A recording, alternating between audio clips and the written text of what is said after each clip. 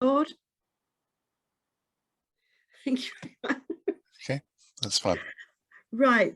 As I'm recovering from COVID and prone to brain fog at the moment, I've taken the precaution of preparing a few notes to avoid me rambling on, you'll be pleased to know. Welcome to this evening's talk as our part of SUSFest 2022. I think I better go back to myself, hopefully. No, you're all right. Am I all right? Good. Yeah. Okay. A full listing of all events can be found on susfest.org. That's, you know, WHTTPS, all that sort of thing. The award-winning community festival is all about sustainable living and protecting the environment. As you have seen on your 2 hours to go reminder from Eventbrite, SUSFest have asked us to ask you to fill in their SurveyMonkey poll after this evening's event. St Albans can also boast of being an award-winning in our own field, having been recognised by the Royal Town Planning Institute Planning Excellence Awards, amongst others. Look promotes community co-design and provides a vehicle to landowners and developers to engage with the community, enable the community co-design within the district of St Albans through the charrette process, externally facilitated by qualified personnel from a range of disciplines.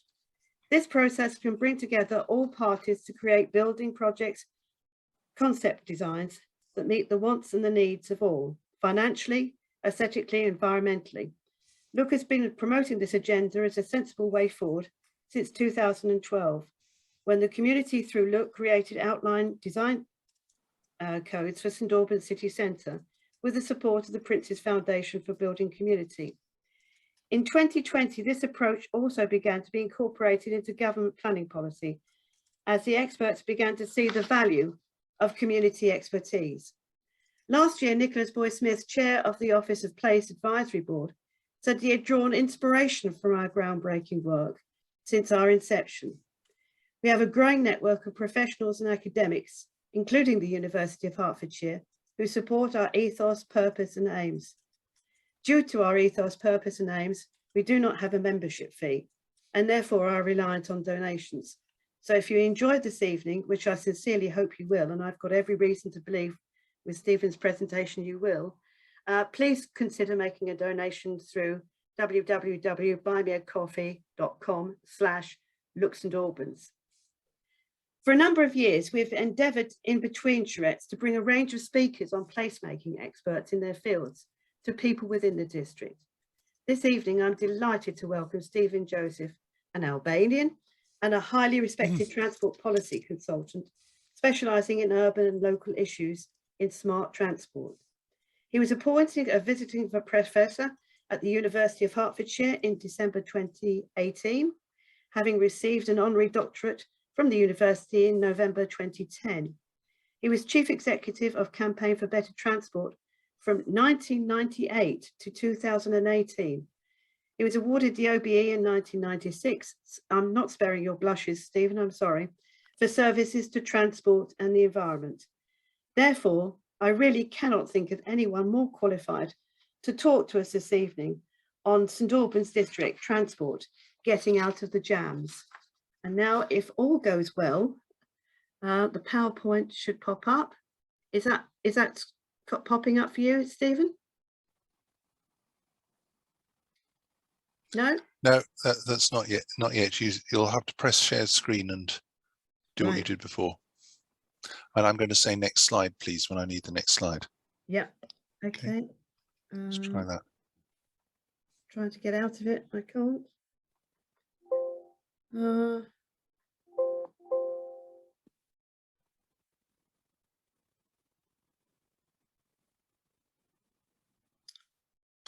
Can't seem to get out of. You don't have to get out of anything. Just press shared screen at the bottom.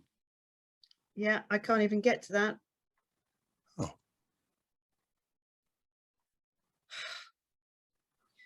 If necessary, Vanessa, we'll do plan A and I'll share my screen. And you'll have to make me a co-host for the first bit. Okay. Rightio. Just trying to. Right, I'm ending show. Right. So share screen. Has that come up now? Yes, it has. You now need to go to slideshare from beginning. Great. Thank you very much. Shall I'll kick off then, shall I? Next slide, please, Vanessa. Yeah, that's the one. So thank you very much for the introduction, Vanessa, and not showing my blushes. Yes. So I'm a professor at the University of Hertfordshire, which has a smart mobility unit. I'm going to say a bit more about that in a minute. And I'm now a transport policy consultant as well. And including in that, I'm an advisor to an organisation called Transport for New Homes. And I'm going to say a bit about their work in the course of this talk, because it's very relevant to St Albans, actually. Previously, as Vanessa said, I was the Chief Executive of the Campaign for Better Transport, and I did that for 30 years. And I've been a resident in St Albans for over 30 years. And so this is going to be a slightly different talk from the one I usually do, because it's going to be rather it's going to be drawing on local knowledge. Normally when I do these talks, I go, well, I'm not a local resident, so I can't speak for you, but this is some general points. But of course, I am a local resident, so I am going to have to say a bit about this. Next slide, please. This has some dissolve issues in it, so you'll need to keep pressing. There you are. Keep pressing. So this is about the smart mobility unit at the university and the range of things, excuse me, that it does. So it does teaching. The university has a new master's in transport planning, and it also has a data unit that analyzes transport data. Next, press enter again. It does research, including developing local, national, international partners and collaboration. I was on a call earlier with somebody from Freiburg who's doing very similar work to the unit, actually, on what to do about transport around Freiburg, in the rural areas around Freiburg. Next, please.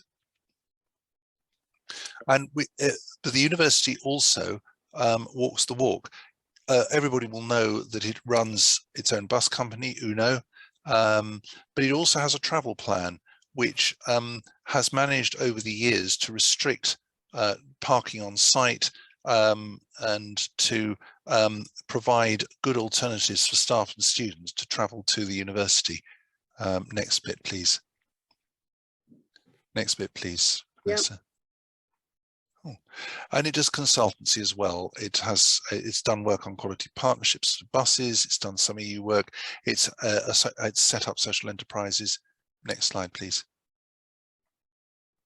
And it runs seminars and workshops, sharing and disseminating best practice. Next slide, please. It's multidisciplinary. It includes specialists in data, behavioral psychology, engineering, and business. Next slide. Next. And increasingly, it's part of other university teams, including the Centre for Climate Change Research and Centre for Future Societies. So there's a lot of work going on the doorstep of St Albans in the university on aspects of transport. That slide, that picture there, is of a report we did on round tables on the future transport outside cities. Next slide, please. And can you keep pressing, actually? Yeah. So, and there's a really important point here. Most transport research and policy focuses on cities. We were looking earlier at a call for bids for some EU funding, which apparently we're still allowed to get access to, in a Horizon programme, which is all about cities. And this we've argued, keep pressing, Vanessa, that counties like Hertfordshire need attention too. They're very prosperous, high car ownership, severe traffic congestion. There aren't large cities, but the smaller towns, edge of city regions, poor public transport, especially orbital. I'll come back to that. Substantial planned house building. And what we did was to run a series of roundtables in 2020 to start to develop a research and policy agenda for these places. And you can find those reports online. By the way, through this presentation, there are going to be a lot of links in it, and I hope, Vanessa, you'll be able to send the presentation around to those who've attended, or put it on the Look St Albans website or something, so that people are able to access the links, because I think people might want to follow up some of the points I make. So the talk, this talk is going to focus is going to draw on those round tables and other evidence to talk about what we might be able to do about transport in St Albans. Next slide, please. Because I put this here, in a kind of a basic way, getting about in St Albans and the district around it, Harpenden, Wheatamstead, Redbourne, etc., can be really annoying because there are a lot of traffic jams. There are lots of traffic jams. Even post-COVID, there are lots of traffic jams. And the buses are confusing, and it's difficult to know where they run from and to. Plus, they cost a lot and mostly disappear after 7 p.m, though that's not universally true. Cycling feels dangerous because there aren't protected routes. A lot of people walk, but the main roads are sometimes difficult to cross. Some new housing developments, I think that's the one out beyond on Sandpit Lane, are quite car based, and all this makes the district feel quite car dependent. Next slide, please. And car dependency isn't just annoying, it creates wider problems. Air pollution is a big one because research shows that the impacts from air pollution are wider than worse than previously thought, literally from in the womb to old age. I've put a cartoon up saying, you want me to stop playing video games and go outside to play and all that air pollution. There are health impacts from less physical activity, from people not walking and cycling. There are health impacts from that. Road traffic dominates streets and landscapes in and around St Albans. There are road casualties, I'll come back to that. And there is social exclusion because those without cars are locked out of society. They're less able to participate, to get access to employment and education and so on. And there's an issue of loneliness and isolation as well. And above all, there is climate change. Next slide, please. Climate change adds urgency to all of this. I don't need to go through the detail of this. Temperatures increased. That's an old slide about climate action, but basically the pledges aren't enough to get us to where we need to be on 1.5 degrees. Next slide, please. And transport is in the firing line. It's now overtaken energy as the largest emitting sector in the UK, 27% or whatever number. That's a 2017 figure, but it's not changed very much. And the important point is, despite efforts over the years, emissions from transport have stayed the same, though there's been COVID has changed things a bit. Next slide, please. Now, actually, we do have data on transport patterns and their impacts in St Albans and district. And I think it's important to make use of these. So in terms of travel patterns, there is good data, admittedly pre-COVID, I'll come back to that. In 2018, 43% of trips in St Albans were made by car drivers, 26% by car passengers, 28% on foot, public transport 14%. And actually within St Albans, I think 56% of journeys were made by car, slightly more on foot journeys. That's wholly within St Albans city. Air pollution. Now, if you type in addresspollution.org, you'll get a free air quality report for your postcode. So one, Harpenden High Street, that exceeds 2 World Health Organization limits and is in the 68th percentile. So it's 2/3 of the way up in terms of how far up the list it is in terms of air pollution.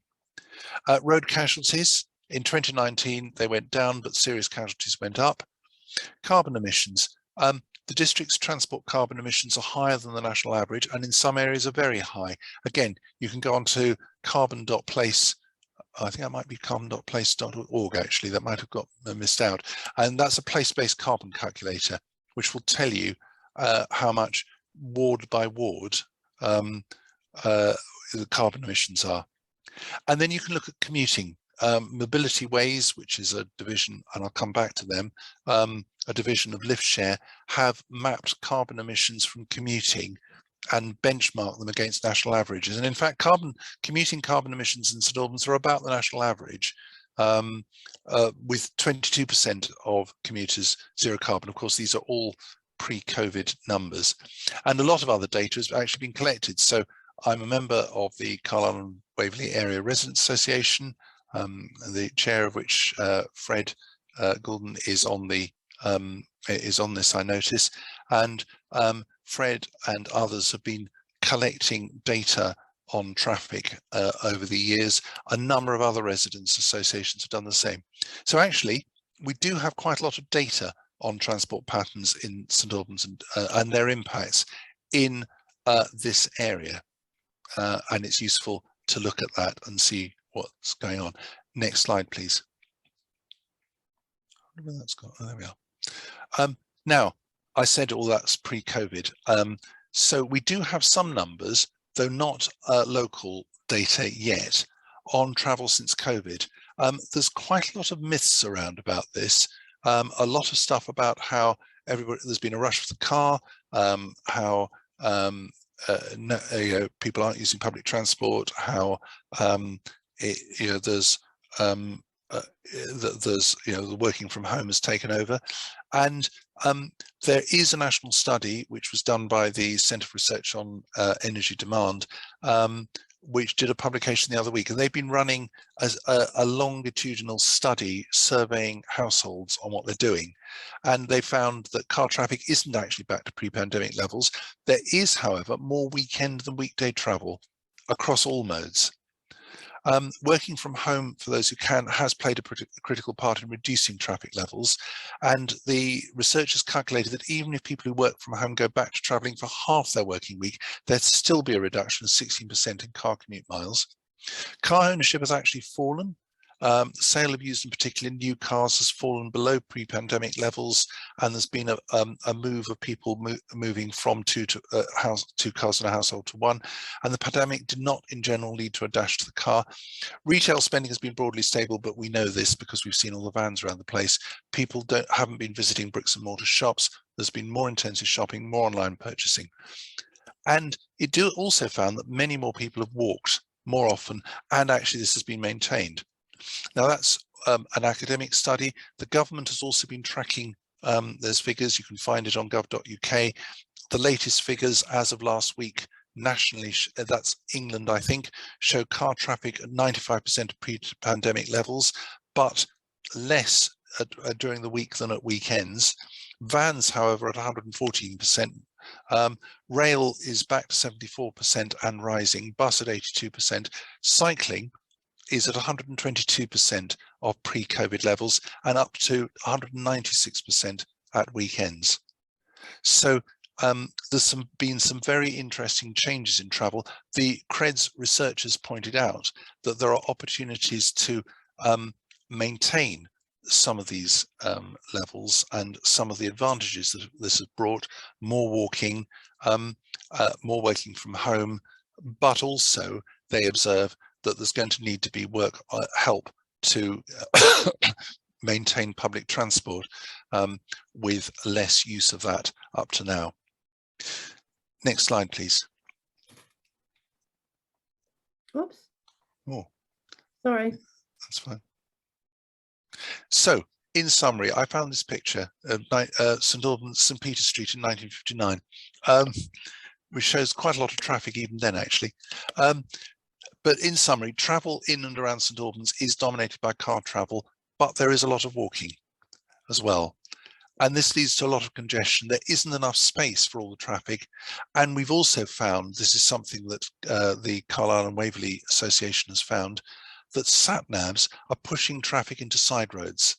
So one of the new things the new features of sat-navs and similar Google Maps, all those things, when, say, Batchwood Drive is congested, traffic is diverted up Waverley and Carlisle Avenue or elsewhere. So, and some quite odd routings as well through that. So what we've also seen is a growth in traffic in side roads. And nationally, that's been noted as well, that you've seen traffic on main roads not growing very much in places like London, but traffic on side roads growing hugely. And we've also seen that travel patterns have changed since COVID. There's less commuting, more working and shopping from home. However, these travel patterns are unsustainable. There isn't space for more cars and vans in many streets, and they produce carbon emissions and air pollution too. So that's where we are. Next slide, please. Now, actually, transport is already changing. There's a lot of technological and other change coming along. Yeah, I'll come back to the issues of politicians and car use looking at the chat. There are moves to electric vehicles. So there's going to be a ban on new petrol and diesel cars and vans from 2030. Similar bans for buses and trucks and motorcycles later. But the evidence suggests that this won't be enough to meet net zero targets for 2050 and also intermediate targets for 2030s and to get us on a pathway to 1.5 degrees. Remember the numbers I put up earlier. So there is a need to change travel behaviour and cut traffic too. And the Scottish Government has set itself a target to cut traffic by 20% on 2018 figures by 2030. The Welsh Government have some similar targets. The Mayor of London has recently set indicative targets. So, and other cities like Leeds and Manchester. Somebody has already commented, made the point I was going to make, which is that electric vehicles still take up space and they pollution from brakes and tyres still add to pollution. There's also an issue actually about embodied carbon when you build things as well. So anyway, there is a need to change travel behaviour and cut traffic too. Now, there is other technology on the horizon. There are driverless cars. There are drones. That's a drone apparently about to deliver some pizza. And there are also those little driverless pods were delivering groceries during lockdown in Milton Keynes, wandering along the pavements. They're part of an experiment in Milton Keynes to do that. However, I would argue these are subject to much hype, and actually the point about changing travel behaviour is important in meeting carbon targets. Next slide, please. So how could we actually change transport in St Albans? Well, now, as everybody on this call I suspect will know, a lot of the debate has been about St Albans city centre changes, the high street. There's a sign from when it was about to be closed in 2020. And there's been huge debate about that. Going back over time, there have been proposals to pedestrianise St Peter Street. There was, when I first moved to St Albans, there was a notorious one-way system. And I talked to a traffic planner afterwards who said that everybody involved knew it wouldn't work, but it still went ahead. However, my argument is that just doing things in the centre of St Albans, or if you take it elsewhere, the centre of Harpenden, risks moving traffic around into other streets, and it won't reduce carbon emissions and pollution either. So we need to think about action on traffic across the city and in the rest of the district, and as a means of freeing up transport. And of course that can allow for closures and restrictions on traffic, and I'll come to that at the end. And in fact, we'll need some of those to make some of this work. But I think we need to, this talk is about trying to take a slightly broader view.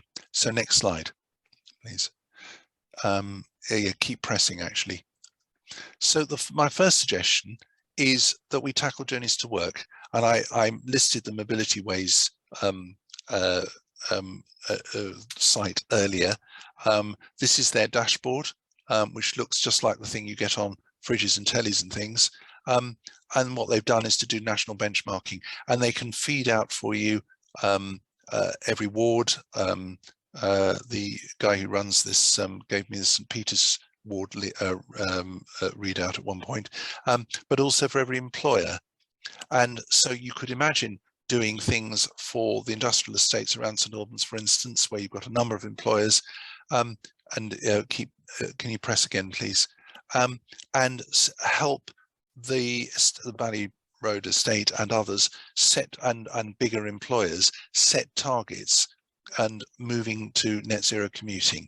And the options include car sharing, bespoke bus services, adjusting existing buses, rerouting, discounts, etc., rewards for sustainable travel, pool bikes, And this starts with measuring employee travel and setting targets.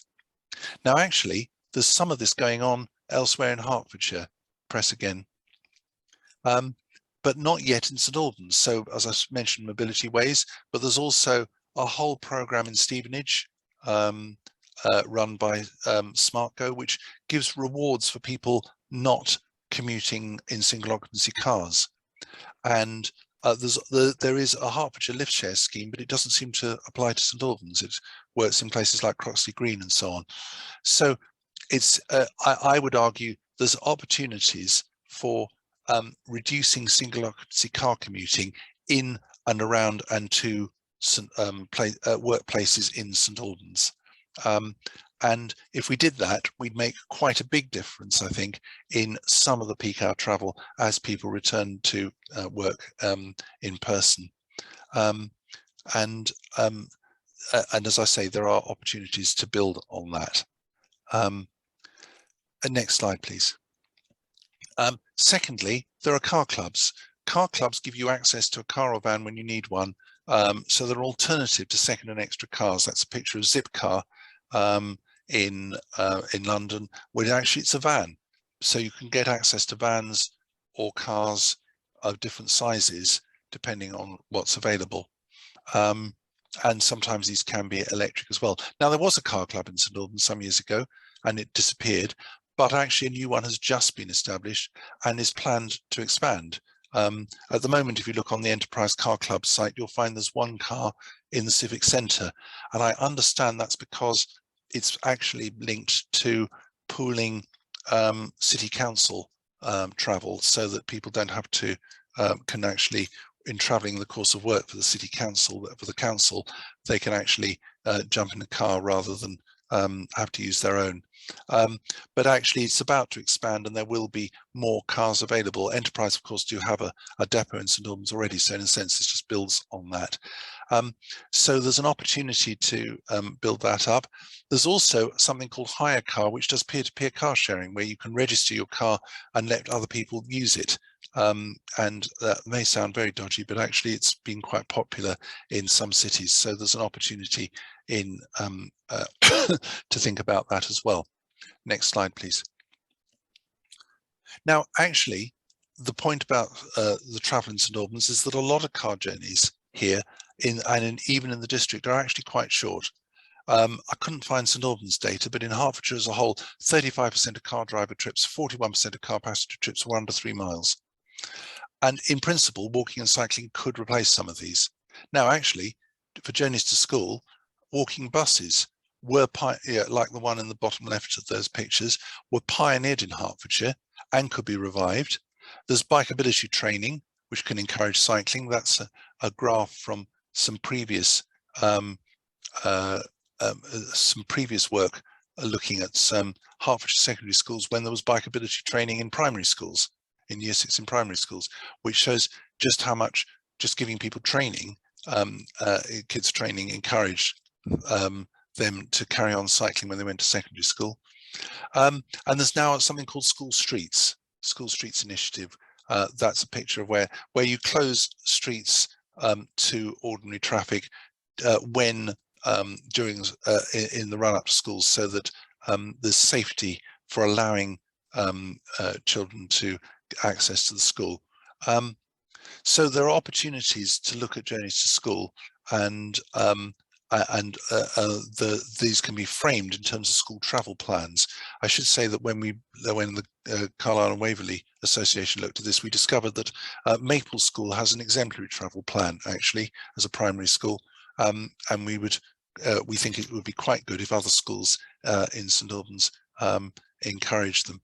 I'm not aware of School Streets in Hertfordshire. I was listing this because it's a new and very fast-growing initiative that's been taken place across the country, and I'm listing this as something that could be adopted here. There is cycle parking at St Albans Station, I think at Harpenden as well, and pre-pandemic it's well used. When I went past it the other day, there was still quite a lot of bikes there. And it's been upgraded as well. However, if we're going to reduce short distance car trips and transfer them to walking and cycling, we will need to give priority to pedestrians and cyclists along and across main roads. And I'll come back to that. Next slide, please.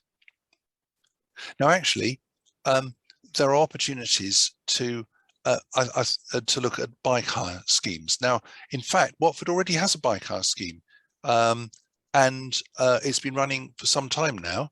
That's a picture of it in the bottom right and the bottom. It's got 300 bikes, 72 bays, and these include e-bikes.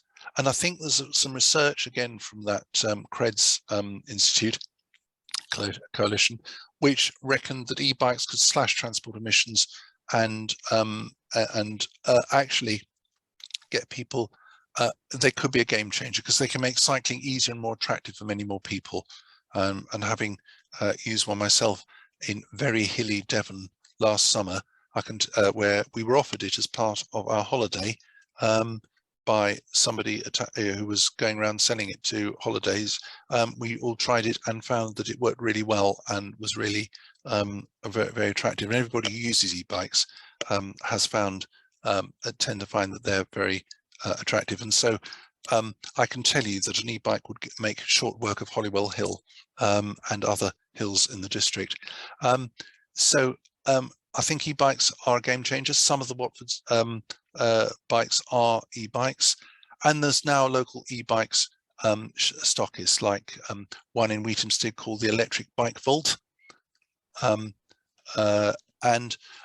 other thing, and I'm going to come back to this, is about e-cargo bikes, which can be used for deliveries even in quite small and hilly places. That top picture is of Todmorden in West Yorkshire, which is a small town on the Pennines. I think it might be about the same size as Wheatamstead, actually, maybe Harpenden.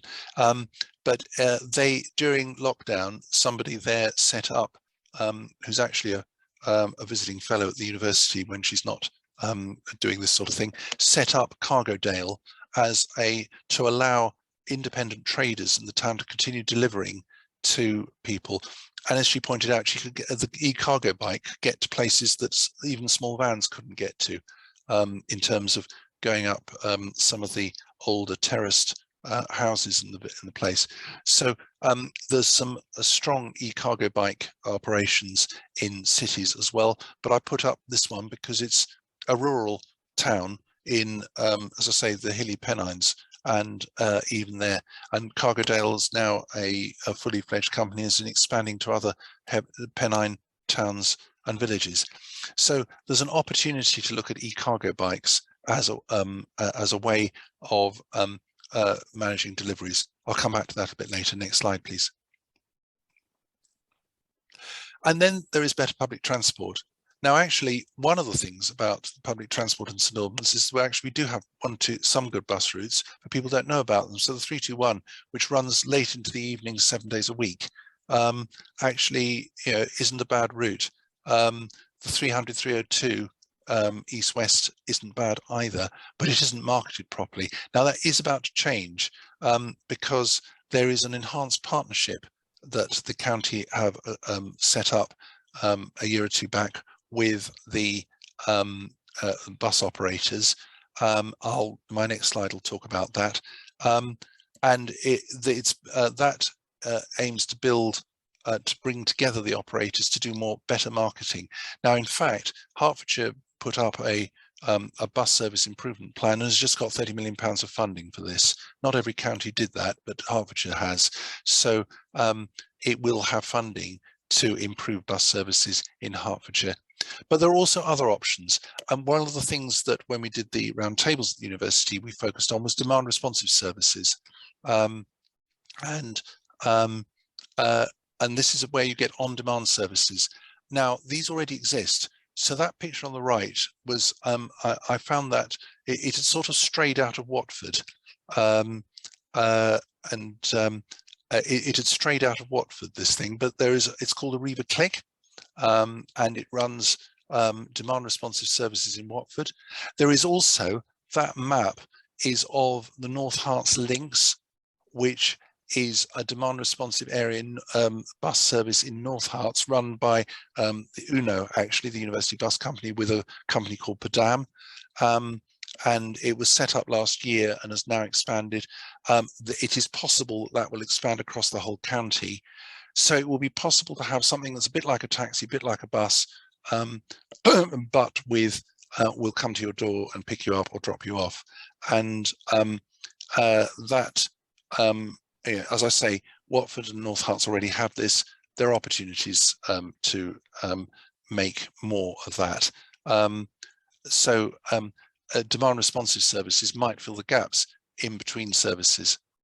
And there are examples from elsewhere. Sevenoaks, which is the other end of the London conurbation.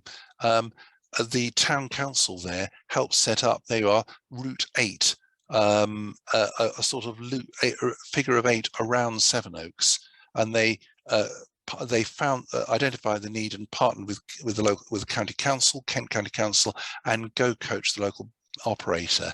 So there are opportunities. That was a new service that was very popular, and Go Coach has since expanded that and other services and now run a network of ordinary buses and demand responsive services around Sevenoaks. Hertfordshire is now funding from COVID recovery funding, I think, free bus services at weekends to attract people back into the city. And Cornwall, I'm going to come to that in a moment, is a rural county and has done a long-term programme of improving public transport across the county. And longer term, Hertfordshire are consulting on a mass rapid transit scheme, which would improve east-west transport across the county significantly. And we're at the beginning of that, but I put it in because it is it's a long-term project, but they are consulting on it. Next slide, please. So this is the Hertfordshire Enhanced Bus Partnership, and these are the things that it talks about, with prioritising bus priority, upgrading bus infrastructure, coordinate better interchange, closer integration, more multi-operator and contactless ticketing. I saw somebody put something about that in the chat, and improving the image of bus travel, minimum standards, better marketing, using the interlink branding, and smarter use of data and information, more real-time information. As I say, that has fed into the bus service improvement plan, and Hertfordshire just got a slug of government money to implement that. So hopefully some of that will now happen. Next slide, please. But this is what Cornwall's been doing. It's created a Transport for Cornwall, one public transport system for Cornwall, integrated transport system, single brand, integration of timetables to facilitate seamless transfers between rail and bus, ticket purchasing, unified information platform, integration of payment systems across 21 bus operators, integration of fare systems, and now they're now actually cutting fares. So it doesn't cost much more than I've forgotten exactly. I think it's a maximum of £6 to travel across the whole county for a day, and it's much cheaper in individual towns in Cornwall. And this is aimed obviously at the visitor market, but also at residents as well. And although they've got bus and rail in there at the moment, future phases will include various park and ride and other modes of transport as well. Next slide, please. And this is their kind of London Underground style map of their corridors. Some of that's rail, some of it's bus. But I think the important point about those little icons next to those places are link the public transport improvements to travel to work trips and new housing targets, linking the public transport to new housing. Next slide, please. So there are opportunities to do quite a lot of things already, building on some things that are in many cases already exist in Hertfordshire. There's also opportunities to bring things together. There's concepts of mobility hubs where you bring transport together with bike hire, car clubs, e-scooter hire, public transport. There's a grouping called COMO UK, Combined Mobility UK, which is a kind of trade body for bike sharers and bike share operators and car clubs and so on. And they've celebrated the opening of a mobility hub in Scotland as a new housing development there. And I think there are opportunities around St Albans for creating mobility hubs, and even in quite small places. And as I've mentioned, there are opportunities for cargo bikes to do deliveries with delivery hubs. Amazon already doing delivery points in some cities where you order at Amazon, you pick up here. And I'm not promoting Amazon particularly, but I'm just saying that they've decided that there's a market in this. There's also opportunities to bring together different forms of transport. There are still quite a lot of bespoke transport services commissioned by social services, health services, etc. And there are opportunities to integrate those into a wider public transport and transport system. And there's also opportunities to produce joint ticketing and information. Even the Highlands of Scotland now have an app that allows you to do journey planning and buying a door-to-door transport across the whole of the Highlands, involving ferries, car clubs, ordinary public transport, bus and rail, and other forms of transport in the area. So my point would be, if you can create mobility as a service, as the jargon has it, if you can create that kind of stuff in the Highlands, it would be possible it ought to be possible to create some kind of all transport app across St Albans and indeed Hertfordshire. Next slide, please. Now, I said that I wanted to say a little bit about housing, because actually, as I've said in this slide, where new homes are built and the layout and design of them will have a big impact on future travel patterns and carbon emissions. And you will know that there's a lot of pressure to build new housing in and around St Albans and district. And as I said, I'm an advisor to an organisation called Transport for New Homes, which has been reviewing the transport impacts of new housing. And they've actually done it by going out to places, what's actually being built on the ground, a field-based project, comparisons with other countries. That's, I think, Freiburg at the bottom right-hand corner there. And it's done a further report on garden towns and villages, including Gilston out at Harlow and the Hemel Hempstead garden town that's proposed. And then this year, the project has also revisited the sites it looked at in 2018 to see what's happened. And I'll just quickly summarize those because I'm conscious time's getting on. Various themes have emerged from this. Next slide, please. And basically what we found is a lot of car-based living. Traffic is being created by building housing in the wrong place, what we've called cowpat developments, which are plopped in the middle of the countryside. And in most of the places visited, people relied on their cars for the great majority of journeys. Parking and road access took up so much room, it had a severe impact on public realm. You can see there's not much there's not much grass, trees, or indeed any green space there. And the destinations were often car-based too, so people went from car park to car park. Next slide, please. And there are other emerging themes. What we saw also were the homes without connections for pedestrians, cyclists, and buses. I should say this is a national project.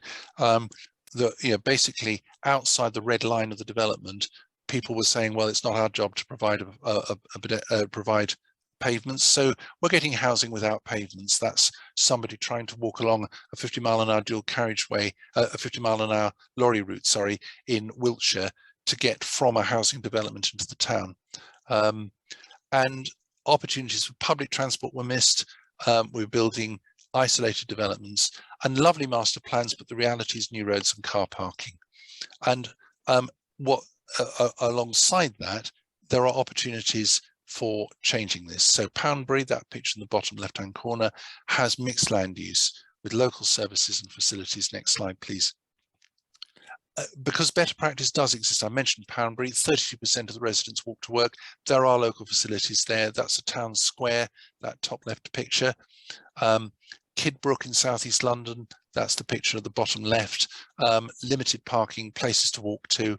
Shawfair, top right, bottom right, is a new development built around a station on the Borders railway line that's been reopened. And the top right picture is Derwentthorpe in York, which has local facilities and good walking routes. And Kent, around Ebbsfleet, there are guided buses. Leighton Buzzard has created a dash direct from a new housing estate into the railway, into the town centre, the railway station. And actually, I should have put on here, there's a development which goes by the delightful name of New Lubbersthorpe near Leicester, which has a demand responsive bus that started virtually from when the first residents moved in. And instead of offering what's generally offered, a sort of hourly bus service 7 a.m. to 7 p.m. Monday to Saturday, this offers a demand responsive service from 6 a.m. to 11 p.m. 7 days a week. And it's had a good impact on people being able not to own cars when they move into that development.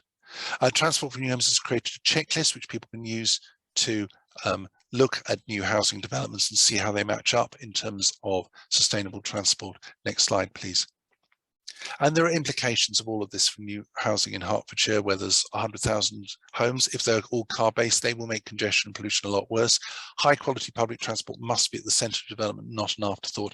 The design of developments and the surrounding roads should prioritise walking and cycling. The density of development and the levels of design and car parking will be important, and there should be local services and facilities that people can walk or cycle to. So I think this is important when people look at St Albans and the developments proposed, and obviously this is very much stuff that Look St Albans and others have been talking about. Next slide, please. Now, I'm not far off the end now. I mean, this is the more controversial bit, because if we're actually going to provide alternatives to single occupancy car use in and around St Albans, they have to be given priority on the roads. And in pedestrian terms, outside the city centre, there needs to be a linked up walking network with signage, traffic lights and better crossings. A cycle network, we do have the Alban Way, as people have pointed out, but we need a proper network of cycle routes and cycle parking, and this will involve taking some road space away from cars. And parking, some on-street parking may have to go if pedestrians, cyclists, buses, e-scooters, etc. are to be given priority, and the needs of disabled drivers need to be considered here when doing that. And this might be linked to car clubs. In fact, you could reduce on-street parking, but give some of it to car clubs. There's been a lot of talk about low traffic neighbourhoods, and I just mentioned the Mini Holland. That's the picture at the bottom left, on the left there, which has seen, since it's been introduced, 32 minutes extra walking, 9 minutes extra cycling a week compared with other boroughs, and illegal air pollution reduced for the households in there. That diagram at the top right is a healthy streets diagram that Transport for London have developed, though I think the guy who actually developed it lives in Harpenden. So we have to confront the fact that there will be changes. Next slide, please. Next slide. Oh. I think, yeah, sorry. I put a few other things in here just to show that there are alternatives. So Nottingham have a levy on workplace parking spaces. They've had it for 10 years. It's paid by employers with 10 or more spaces. It's £300 per space per year. It raises about 9 million, actually more than that now, for transport, and it's funded 2 new tram lines, electric buses, and a regeneration of the main rail station. And pre-COVID, actually, I think we're back to this. 40% of trips in Nottingham are by public transport, some of the highest levels outside London. There are other finance and funding opportunities. There are business improvement districts. There's also the capturing of land value from new housing developments, which has been done for the reopening of a railway line in Northumberland, could be done for the Hertfordshire rapid transit scheme. So you could fund that through capturing the increase in land value from that comes with new public transport. Next slide, please. Well, I've said a lot of things, and particularly that bit about channeling road space, you could absolutely see people go, well, that's all very well, but all you're going to do, because nobody's actually going to change, you're just going to add to congestion. Nobody's actually going to cycle or use e-bikes or walk more. They're just going to carry on driving and get stuck in more congestion. And I'll put a few funny slides up here. I particularly like the train one, which said, "This is we apologise for late running of this service. This is due to the driver suffering a sprained eyebrow." But you can see pavement parking making people walk in the street. You can see rather abandoned bus shelters. None of these are St Albans area ones, by the way. I just think the key point is people don't believe that policy and behaviour move. Next slide, please. And there is good evidence that travel behaviour can change, because the government from the coalition government funded something called the Local Sustainable Transport Fund in 2011 to 2015, and the assessment for that found that there were a lot of projects, some of them in and around St Albans actually, but car use fell relative to other areas, cycling increased. There was a reduction in car commuting, per capita carbon emissions fell, and the projects are very high value for money, and these are across the piece. So we do have some evidence that if you provide good alternatives and change travel behaviour, you don't need to have a big change in travel to make a big difference in how streets feel and make it possible to change things.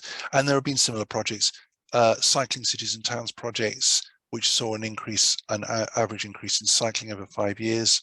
I think Berkhamsted, Hemel Hempstead might be one of those. And good consultation and public involvement can create consensus and bring people together. Next slide, please. So I think moving away from car dependence is a real challenge, because St Albans could move towards less car-based development, better public transport, making cycling a real option, making walking safe and pleasant, shared cars, not single occupancy, making new technology work for transport. And transport in St Albans can be better and greener. And I've put up a cartoon that some of you will have seen, which has somebody go, what if it's a big hoax and we create a better world for nothing? Next slide, please. And we can see that car use does change. London has seen huge changes. Even Los Angeles is changing its travel patterns. That is what happens in China when you resist a road scheme, by the way, apparently. So I think my conclusion is there are things to do. So next slide. I think that's the final slide, is it? Yeah, so those are my contact details on Twitter and so on. So if people want to get in touch. So that's the end. Do you want to stop sharing your screen, actually, Vanessa? And we can pick up some of the questions. Right. Yeah. End of slideshow, click to exit. I think you need to click the slideshow. You need to do the next slide just to exit. Wherever it's gone, there you are. All right, there you are. Now you need to stop sharing the screen. There you are. Great. Thank you very much. I hope people have found that interesting. I'm very happy to pick up some of the questions on some of this stuff. There's a lot of people going, well, that's all very well. Yes, the slides will be available. I think Vanessa's going to send them around. I think that's I will try and put them up on our website. Thank you. Yeah. Let me know if there's a problem and we'll find another way of doing it. Can I just say, one of the reasons that I did, I put that presentation the way I did, it's slightly different from the ones I often do, is it seems to me that some of the things there are not controversial. Actually, encouraging car sharing for journeys to work does not feel like a huge intrusion on personal liberty. Actually, we're not telling everybody they have to car share, we're making it easier for people to do so. And yet it could have a big impact. E-bike hire could be quite important as a way into a bike hire. Demand responsive transport, if it's operating in North Herts and Watford, why can't it operate in St Albans? It might well be. The car club as a means of reducing some of the second and subsequent cars in households in St Albans. My point is that some of this stuff is actually very easy to do, and it starts the process of making stuff work, of actually getting out of the jams, as I called this. My feeling is that there's been a lot of talk about transport in St Albans, and I think it's there are opportunities now to apply some of the projects that are actually working in other places to St Albans, and making them, including other places in Hertfordshire, and making the most of those, and actually creating a process on this. I also think there's an opportunity for doing some slightly broader engagement on transport and traffic in and around St Albans. When we did the roundtables, we focused on a number of people who have done good public engagement that hasn't led to people issuing death threats to each other on Twitter. There's an outfit called Commonplace, there's Mobility Labs, there's Padaris. These all do good online and other techniques that get people talking and don't create kind of division between people, and I think can then give the politicians confidence that they can move ahead. I think the other point I'd make is that doing nothing is not an option. As I've said, just forgetting climate change for a minute, if we just carried on, if you just carried on doing what we're doing at the moment and having more and more larger vehicles running around St Albans, the place will jam up. If we have if we add to that lots of extra housing developments car-based, the place really will jam up. So actually, we do have to change things. So I think actually some of the politicians of all parties in Hertfordshire and St Albans know this. Now, Vanessa, what do you want me to do about the questions? Because we've got a good number in here. Yes, by all means, I was just going to make a comment, because I was reading through obviously some of your reports and the one that you did with the round table, and I was also thinking back to the one-way system, and there was a small video clip of that, believe it or not, on YouTube. Really? And one lady said, it's taken me 3/4 of an hour to drive in a mile into the centre of St Albans. That is absolutely ridiculous. And I thought, yes, it is absolutely ridiculous for a 1 mile journey. But I noticed in your report, there is still a very high percentage of less than 3 miles, 1 mile or you know, about 1 mile of car journeys into St Albans or to the area. And I just find it, or whether that was national, I'm not too sure, but I find that absolutely startling, to be honest. Yeah, it's because it's made really, you know, it's sometimes quite difficult for people to do some of those links. And as I said, if we had, you know, a lot of cycle parking in the centre of St Albans, I've made this district rather than just St Albans because I've been prompted by people in Wheatonstead and Harpenden to say, don't forget about us. Yes, people are after some links, I think. I will see if I can post in the chat some links to Commonplace, to the ones I mentioned. If not, you can always let me know, Stephen, and part of the post with your presentation, I'll embed the links as well. I'll ask our wizard on our website to do that for you, if that were right. Well, I put as many links as I could, yeah, I can find some of these, so there's, I'll just put in Commonplace in there, but you know, there are some good opportunities to engage people and to look at this kind of stuff. So I'm happy to put on these links. But there were several other questions. I could work my way down them. I said about pavement parking. The government's consulting on that. It's worth saying that the government is offering more powers to councils to manage traffic, what's known as moving traffic offences, things like bus lanes and turning right, you know, box junctions and so on. And it will be possible for Hertfordshire and St Albans to do more, I think. There is, for example, a lorry ban through St Albans. It's impossible for anybody to enforce it through traffic going 7.5 tonne vehicles and above going through St Albans. Nobody can enforce it because the powers aren't there. You need the police to do it, and they've got other things to do. Whereas under the new powers, I think they might actually be able to do that. Similarly, pavement parking, there is a consultation out which will need to, you know, at some point somebody will produce some, but I think at the minimum there will be more parking routes, more powers to deal with pavement parking. Various people have said, how do you deal with the reluctance of local politicians to restrict car use in St Albans? I think it's possible to do, as I've said, to give people some confidence to do a package of measures that make a difference. So there are, I think, opportunities to do something about that. Yeah. Sustainable schools. Somebody's put up a sustainable travel plans link on Monday at 4:30. Yeah.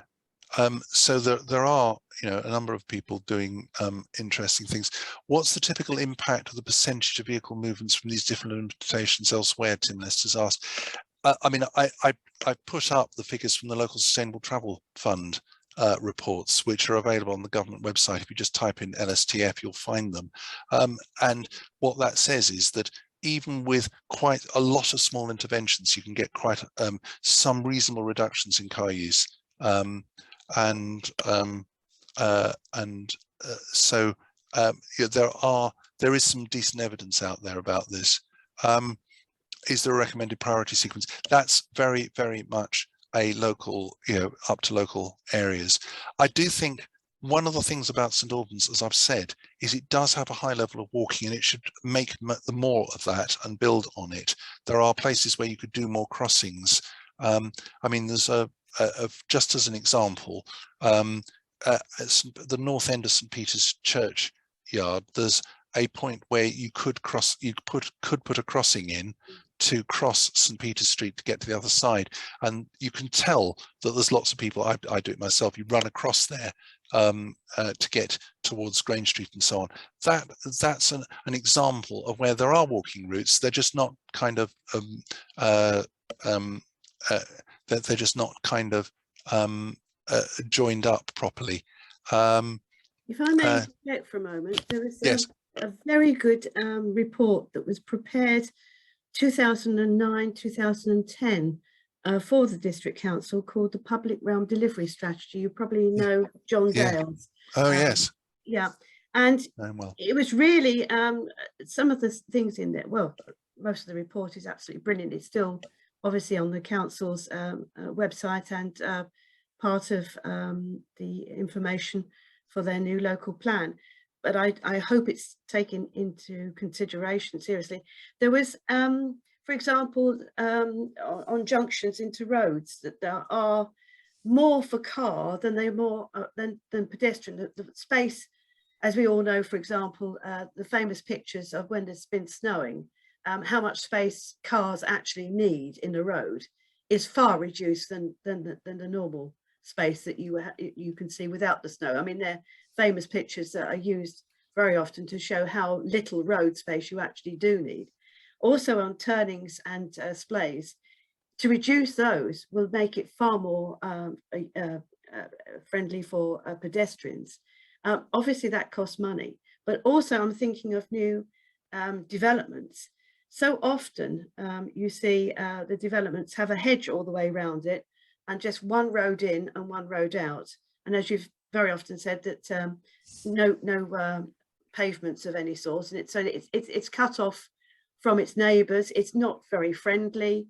It's not integrated. Whereas if you go down to Poundbury, you do find that it's integrated. You're seamlessly gone into the Poundbury extension, and you're in there without just one road in and one the same road out. So there's all sorts of things for new developments.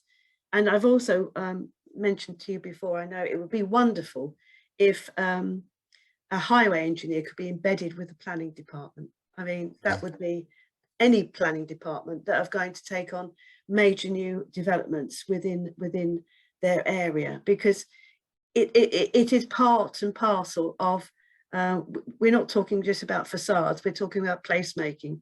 And it really is so important that you take into account what you've been discussing this evening, and making it part of an integrated community that can, cycle and walk.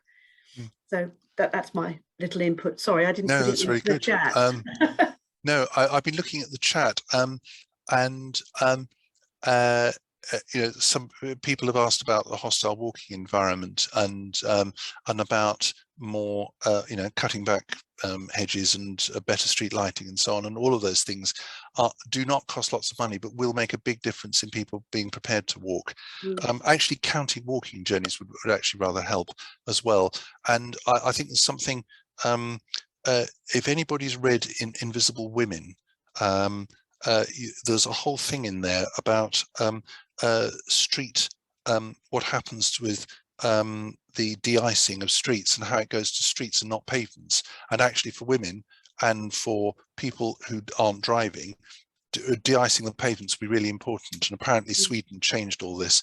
And I was listening to the councillor for Leeds City Council who said that she'd read this book, and much to the annoyance of her officers, she said, and so what are our policies on this? So there's very simple things that could be done to make walking more attractive for a lot of journeys. Somebody's asked me about what 3 things would I do, and I think the answer to that is I do the Commute Zero initiative for St Albans, because I think you get some really big advantages from that.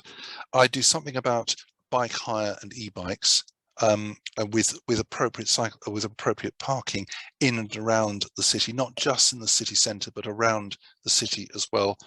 And I think I'd probably look at doing something like a St Albans card that would give you, or possibly broader than that, that would give you touch in, touch out capability on not just on public transport. We could also sell it as a visitor attraction, so that people would be able to access attractions, get discounts at cafes, that kind of thing around St Albans.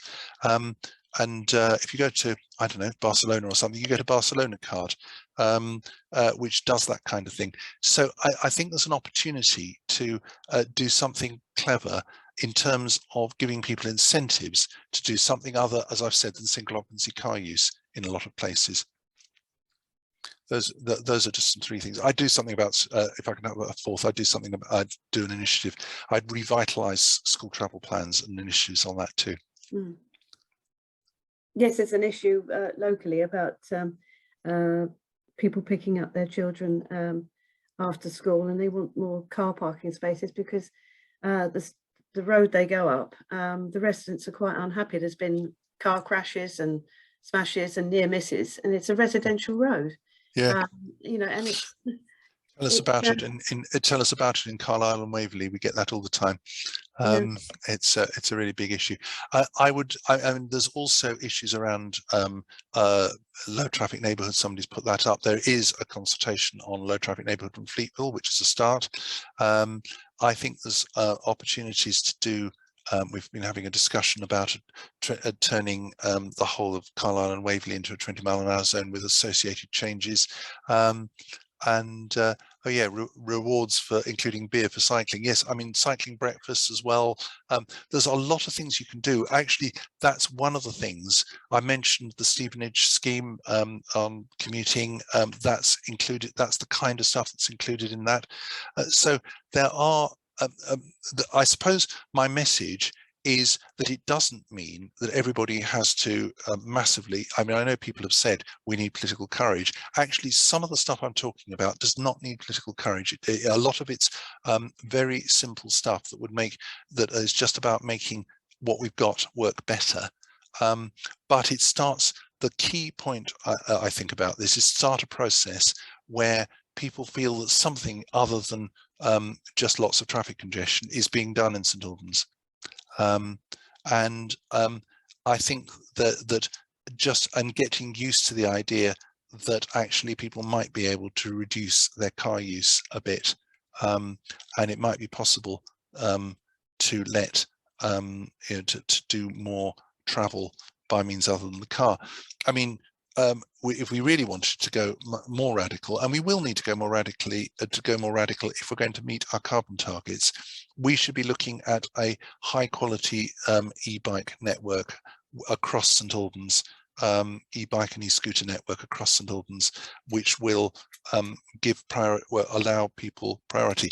And that it does involve a leap of faith, because a leap of faith is that some people will reduce their car use, and therefore there will be less traffic congestion on the roads because people are transferring to e-bikes and to other modes of transport. So and the other point I was making was that actually some of this stuff is coming. There is a car club that's just started up. There will be demand responsive transport services, I think, serving St Albans, and better bus services. So there are some things happening that will make a difference anyway. And I think it's an opportunity to try and seize the moment. This is maybe something for Sustainable St Albans to pick up on as a group, to try and do a bit of envisioning, as I think Transition Town Letchworth did. They did a lot of work on what good transport for Letchworth would look like. I think Royston Town Council's done the same. So there are places around Hertfordshire who've done some good visioning on what good transport might look like for their area. And I think, and the point I'd make, this is something I've said to Tim Lester and others on this before now, that we need to look at the whole of the city, not just at the city centre, because if we just do stuff in the city centre, we will just displace traffic elsewhere.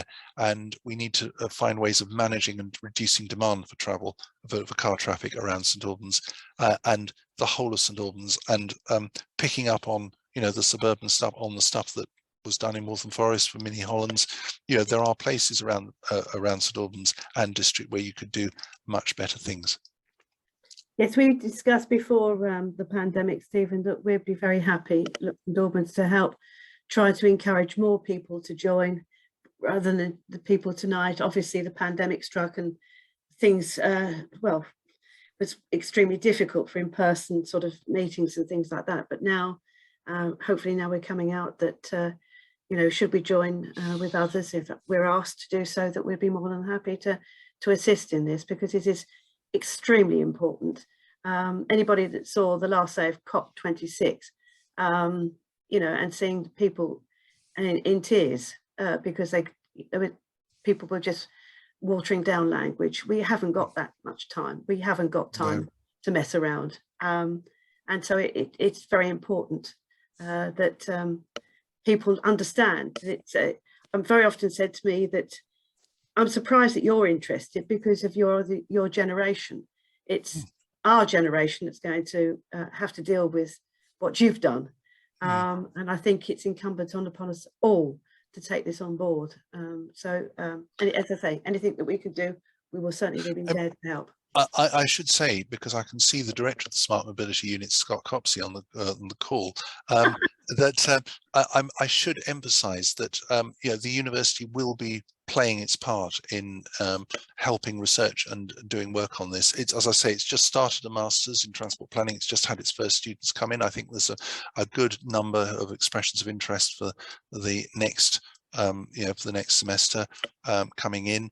But actually, one of the things I've discovered is that the university, although it hasn't had a formal transport planning course, actually does have a lot of people who've graduated into doing transport around the place through its some of the town planning work that it's done. And I think, Vanessa, you've had Susan Parham from the university on one of these talks before, and you know, there are a good number, there are a lot of people who've graduated into transport from the university, and a lot of interest in doing research in this area.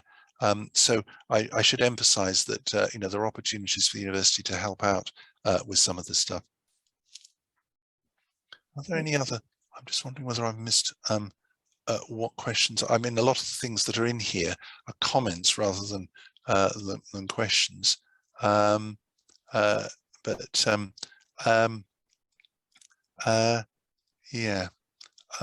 just wondering whether I've missed some. Yes, thank you, Eamon Keenan, for saying that this is about what we can achieve. I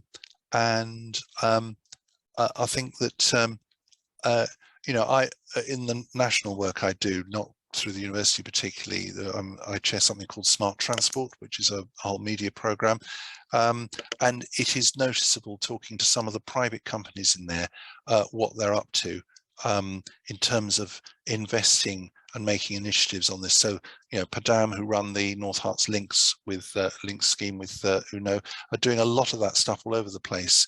You know, Enterprise are doing car clubs, not just here, but in, you know, places like Padstow, to give visitors alternatives to driving there and then having to drive around the place. Somebody's asked about SUVs. I think that's a really difficult one, and actually probably needs national action on that. It's rather difficult for St Albans or Hertfordshire as councils to do a lot about them. I mean, you could do some things with big, with residence parking schemes. They are, but I think it will require some national action around regulation and taxation to manage to try and reduce the growth in the average size of car around the place, which have they have rather expanded, and there are good reasons for that. If you've got a family and so on, you can throw a lot of things in the car, but actually you don't need to be quite as big and dominating as the current SUVs are, and so I think there are opportunities to do something about that, but that will require national action. There's one other point I should make, which is that I mentioned some of the changes coming down the track on electric vehicles and so on. There's one implication of that, which I don't think many people have yet grasped. At the moment, the government taxes petrol and diesel vehicles and gets, I think, 28 billion a year in taxation out of them. That, if we move to electric vehicles, that tax is going to disappear, which means the government is going to have to find a different way of charging for road use. And I think that means, and there's increasing numbers of people saying this, that we're going to need to move to some form of pay-as-you-drive charging for road use, and that will change quite a lot of the calculations that people make about how they travel. And there's a lot of work going on what that might look like. The Mayor of London has talked about doing a scheme in London, replacing the congestion charge and the ultra-low emission zone charges with a pay-per-drive scheme, and there's active work going on that. And I think this is something that the policymakers will have to address, and it will change significantly the kind of, the way in which we think about transport if we end up having to do a pay-as-you-drive charge rather than fuel duty and vehicle excise duty. So I just thought I'd better throw that one in as well. But that really will require some brave politicians. It reminds me of Yes Minister about being yes, brave. very bold. Yeah, very bold. Or courageous. Courageous, that's right, yes. I'm wondering if there's any things I've missed that people have really wanted me to address. Well, I've been scrolling through and I can't see it. I've seen there's one new message that's just popped up. Sorry. A local cycling and walking plan is being prepared for St Albans by HCC and SADC. I think this is an opportunity to introduce real change, but it depends on whether that is seized. I think it needs to be better than the Green Ring was, which tended to kind of give up when it got to main roads.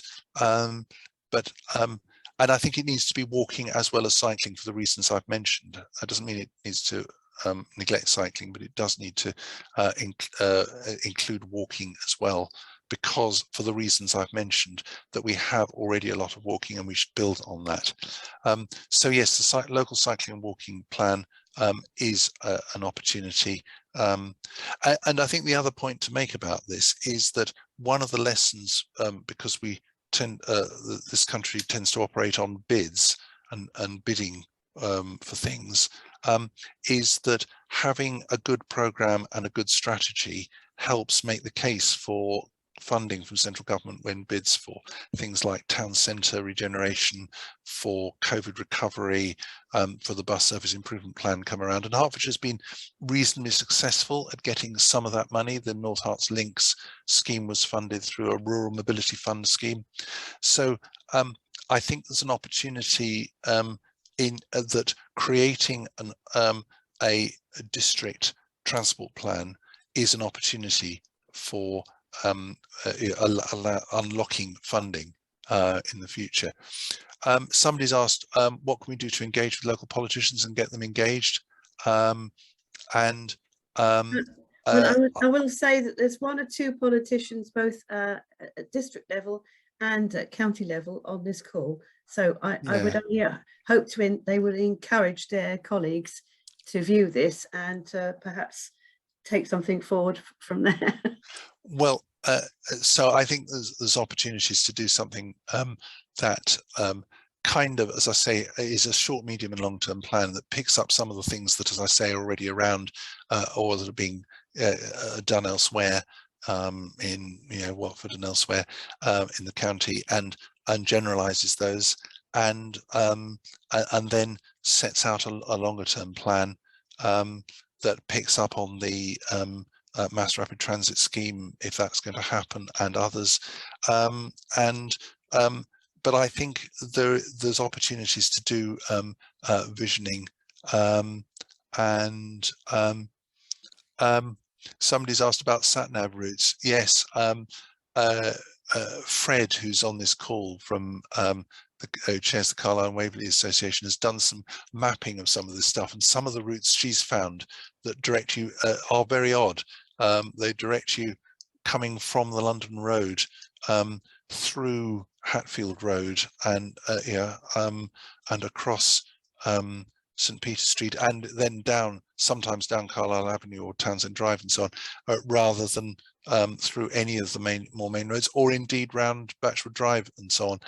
There's some very odd routes. Can Hertfordshire County Council talk to Google? Nobody can talk to Google. It apparently took them months to recognise the closure of the High Street on Google Maps. They're really unresponsive about this kind of stuff. It'll need some rather larger pressure than simply Hertfordshire and St Albans councils talking to them. Yes, there is a discussion about 20 miles an hour as a default on residential roads. I think that's a really important opportunity. It's something that, there's a 20s Plenty St Albans group. When we've looked at it, one of the things we've discovered is that some of the way in which the county speed management guidelines work is that where you've got a lot of traffic on a road, that it's less likely to be approved for 20 miles an hour, which means that major through routes, even if they are already running at 20 miles an hour, might not get 20 miles an hour status. So I think there's a need to change the approach that HCC are taking on this. Yeah, I don't think it's just cycling demand. I think it's walking. I mean, it has to be recognised that Carlisle Avenue, Waverley Road, and across through up the Harpenden Road is a part of the National Cycle Network, but you'd struggle to see it. So there's an opportunity, I think, to improve that, to improve NCN Route 6, I think it is, across the district. Again, it's a small thing, but it might make a difference in terms of what you do. I mean, a longer term, if you really wanted to be radical, you'd invite I think it's called the Dutch Cycling Embassy, who's are dedicated to spreading Dutch kind of practice, and you'd invite them in and say, what would you do to St Albans? And that would be quite an interesting thing to see what they'd suggest. I don't think so. But that could be very interesting. So I think there are opportunities to kind of get people to say, as I said, the thing is to say, what can we do now? Yeah, can we invite the Dutch Cycling Embassy in? Yeah, I mean, I think it's an opportunity there to do that. Well, actually, there is a new body that's just been set up called Active Travel England, whose job it is to spread walking and cycling across the country. And they've just got going. Chris Boardman has been interim commissioner for them, and they've just launched. I mean, they will have an impact because, for example, they're going to be statutory consultees on planning. So if they see a development that doesn't promote active travel, they've got the opportunity to object to it, or a local plan that doesn't.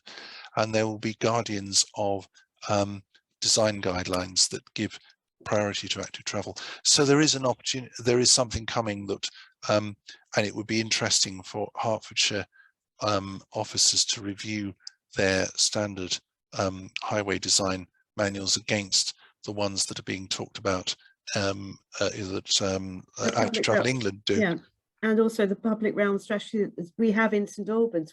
Yeah, it'd be very interesting very to review much interested to see, for them to see that and revisit that, because I think that was an excellent document. But I think when you say about the new body set up, that which Chris Boardman's actively involved in, instead of having to object or raise comments, wouldn't it be wonderful if they were actually there was part of the planning process was to actually take into account the transport integrated into the planning process. I mean, that would be something, instead of silo working, it actually integrated into placemaking is what we firmly believe in. So, you know, I think that would be wonderful, but it needs lobbying, obviously, to get that taken in. I just put the link to the Dutch Cycling Embassy in the chat for people to look at. So anyway, I mean, if there are I'm happy to answer other questions. I hope I've managed to pick up most of the comments that people have made. I don't see anything else coming up, but I can't thank you enough, Stephen, and I can't thank everybody that's come along this evening and taken part on this call. Yes, an excellent presentation. It keeps coming up, but it's I noticed one earlier on that said, thank you for emphasizing what can be done and not focusing on the negative. Yes, they're coming through fast, thick and fast now. Thank you for a wonderful presentation. And on behalf of St Albans, and I imagine I can say this on Sustainable St Albans as well, thank you so much, Stephen, for an absolutely wonderful presentation. It's much food for thought, and it's now up to all of us on this call this evening to go out and spread the word to others that weren't part of this. And as I say, hopefully, if the recording has gone well, fingers crossed, and also I have now your presentation, it will go up on our website and encourage people to share and spread. So thank you very much, Stephen. I can't thank you enough for this evening. And thank you, everybody that took part in this call this evening. From St Albans, we're very grateful. And don't forget that survey for Sustainable St Albans. Anything else you'd like to add, Stephen? No, that's fine. Right. Good. I'm glad people have enjoyed it. Thank you ever so much, everybody. And I'll stop the video now, so you can all relax. I hope, she says. Yeah. Oh, if only I could. Just go to the record button and I think it should stop.